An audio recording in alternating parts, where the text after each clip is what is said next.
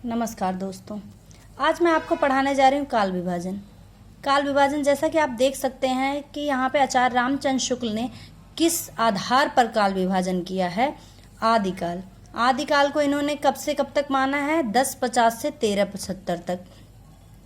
उसके बाद पूर्व मध्यकाल। पूर्व मध्यकाल को इन्होंने माना है 1375 से 1700 तक। उसके बाद उत्तर मध्यकाल। इन्होंने उत्तर मध्यकाल को 1700 से 1900 तक माना है।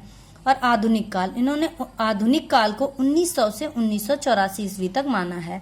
वहीं पे अगर आप देखें कि डॉक्टर राम कुमार वर्मा क्या कहते हैं? संधिकाल। आदिकाल को इस संधिकाल की संज्ञा देते हुए ये कहते हैं इसका समय ये 750 से 1000 तक मानते हैं।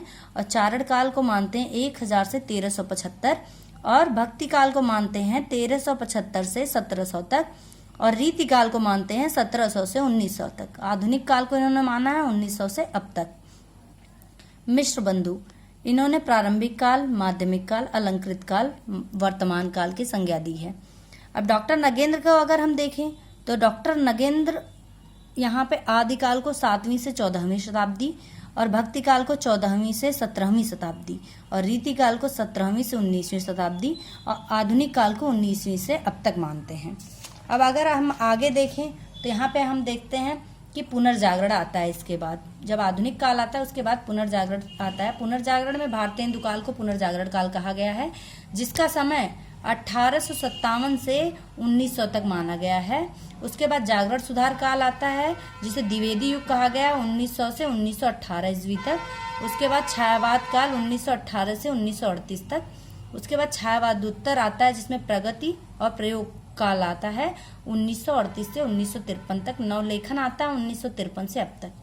अगर हम नामकरण की समस्या को देखते हैं तो प्रत्येक विद्वानों का अलग अलग मत है और नामकरण प्रत्येक विद्वानों का अलग अलग देखा जा सकता है। जैसे कि जॉर्ज गियर्सन कहते हैं चारण काल, मिश्र बंधु कहते हैं प्रारंभिक काल, बीज वपन काल महावीर प्रसाद द्विवेदी मानते हैं, वीर गाथा काल रामचंद्र शुक्ल मानते हैं, सिद्ध सामंत काल पंडित राहुल सांकृत्यायन मानते हैं, वीर काल आचार्य विश्वनाथ प्रसाद मिश्र मानते हैं, संधि काल और चारण काल डॉक्टर राम कुमार वर्मा मानते हैं और आदिकाल हजारी प्रसाद द्विवेदी मानते हैं और आधार काल सुमन राजे मानते हैं।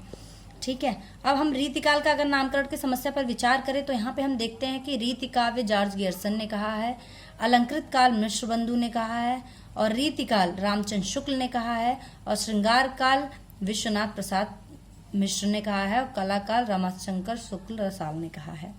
जैसा कि हम इनके आधार पर देख सकते हैं तो प्रत्येक विद्वानों के अलग अलग मत देखे जा सकते हैं और प्रत्येक विद्वानों ने अपने अपने मतानुसार इसका नामकरण किया है। अगर हम आगे बढ़ें तो हम यहाँ पे देखते हैं जैसे कि उस समय में जो रचनाएं लिखी गई, जो बहुत ही प्रमुख कवि हुए, उनकी जो रचनाएं थी उसमें सबसे पहले हम देखते हैं दलपति विजय। दलपति विजय को हम देखते हैं। दलपति विजय ने क्या लिखा? खुमार रासो। यहाँ पे आप जैसा कि देख सकते हैं खुमार रासो। और उसके बाद नरपत नाल ने लिखा विसल देव रासो और जगनिक ने लिखा परमाल रासो। चंदर बरदाई ने लिखा पृथ्वीराज रासो, जो कि हिंदी का पहला महाकाव्य माना जाता है पृथ्वीराज रासो। और केदार भट्ट ने लिखा जयचंद्र प्रकाश, मधुकर भट्ट ने लिखा जय मयंक जस चंद्रिका, शांगधर ने लिखा हमीर रासो, नल सिंह ने लिखा विजयपाल रासो और श्रीधर ने लिखा रणमल छंद। इस तरह आप देख सकते हैं कि उस समय की रचनाएं कितनी प्रमुख मानी जाती हैं और कितना इन रचनाओं के माध्यम से चंदर बरदाई का जो पृथ्वीराज रासो है ये प्रथम महाकाव्य माना जाता है, जिसके आधार पर आज भी इसकी मान्यता उतनी है जितनी उस समय थी। अगर आपको हमारा वीडियो पसंद आया हो तो प्लीज़ इसे लाइक और सब्सक्राइब करिए। Thank you.